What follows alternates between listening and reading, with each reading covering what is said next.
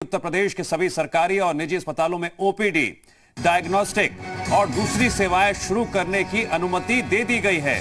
चिकित्सा एवं स्वास्थ्य विभाग ने कुछ शर्तों के साथ मंजूरी दी है। हालांकि केंद्र सरकार की अनलॉक 4 गाइडलाइन के मद्देनजर कुछ सावधानियां बरतने के निर्देश भी दिए गए हैं। अस्पताल, सीएचसी, पीएचसी और निजी क्लिनिकों में आने वाले रोगियों, तीमारदारों और सभी चिकित्सा कर्मियों के लिए मास्क पहनना अनिवार्य है। सोशल डिस्टेंसिंग का हर हाल में पालन करना है। सैनिटाइजर का प्रयोग करना है। चिकित्सालय में साफ सफाई का विशेष ध्यान रखना है। चिकित्सालय को दिन में 2 बार सैनिटाइज कराना होगा। वहीं रोगियों के साथ आने वाले तीमारदारों की संख्या सीमित रखनी होगी।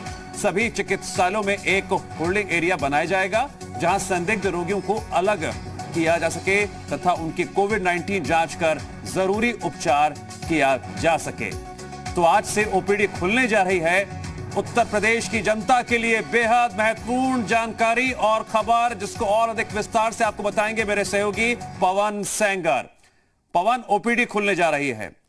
अब जरा आप उत्तर प्रदेश की जनता को समझाइए भी, बताइए भी खबर के लिहाज से किन किन बातों का ध्यान रखना है, क्योंकि एक राहत की खबर है जिस तरह से आज ओपीडी खुलने जा रही है, लेकिन एहतियात बरतनी बहुत जरूरी है इस वक्त। बिल्कुल सही कहा दिव्यांश, क्योंकि जनता के लिए भी और हॉस्पिटल के लिए, दोनों के लिए नॉर्म्स उत्तर प्रदेश सरकार ने घोषित किया है। खासतौर से जो कोविड प्रोटोकॉल है उसका विशेष ध्यान होगा। हॉस्पिटल को भी ध्यान देना पड़ेगा और जो पेशेंट वहां पे जाएगा उसके साथ जो लोग जाएंगे उन लोगों को भी ध्यान देना होगा। पीएचसी, सीएचसी या कोई प्राइवेट हॉस्पिटल जो ओपीडी रन करने जा रहा है उसके लिए बाकायदे नॉर्म्स जारी कर दिए गए हैं।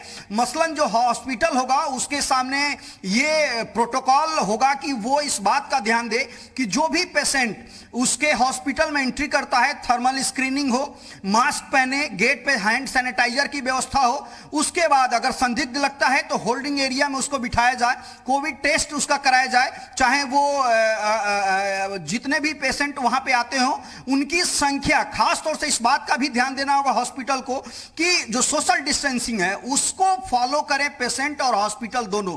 इस बात की व्यवस्था करनी होगी और इसकी मॉनिटरिंग जिला स्तर पे जो अधिकारी हैं, चाहे वो सीएमओ हो या डीएम हो या जो नोडल अधिकारी बनाए गए उनके द्वारा किया जाएगा। औचक निरीक्षण किया जाएगा।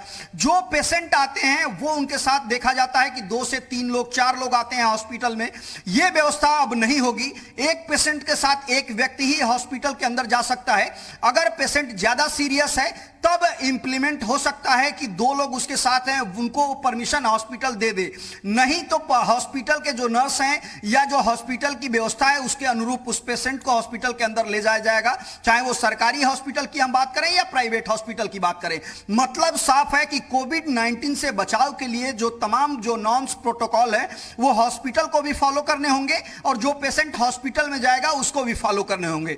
क्योंकि सरकार के सामने एक मजबूरी आ रही थी कि लगातार ओपीडी बंद होने के कारण जो आम पेशेंट है जिसका कोविड-19 से कोई लेना देना नहीं है, तमाम तरह की दिक्कतें उनके सामने आ रही थी। हॉस्पिटल एडमिट नहीं कर रहा था। अलग अलग हॉस्पिटल पहले ही कोविड टेस्ट के लिए उनको मजबूर कर रहे थे वो, और खासतौर से लोअर मिडिल क्लास की जो फैमिली है, गरीब तबके के लोग हैं, वो सीएचसी, पीएचसी पे आसानी से अपना इलाज करा सकते थे। लेकिन ओपीडी न होने की वजह से तमाम सारी दिक्कतें उनके सामने आ रही थी। ऑनलाइन व्यवस्था सबके लिए नहीं संभव था क्योंकि उत्तर प्रदेश देश का सबसे बड़ा राज्य है और खासतौर से ग्रामीण अंचल की अगर बात करें तो सबसे बड़ी भूमिका पीएचसी, सीएचसी जो हॉस्पिटल्स हैं उनकी होती है। उस समय अगर ओपीडी वहां पे रन नहीं कर रहा था, लिहाजा ग्रामीण क्षेत्रों में बहुत दिक्कत हो रही थी। इसको लेकर के ही मुख्यमंत्री ने जो टीम 11 की बैठक थी उसमें बात किया, उसके बाद ये परमिशन दिया गया।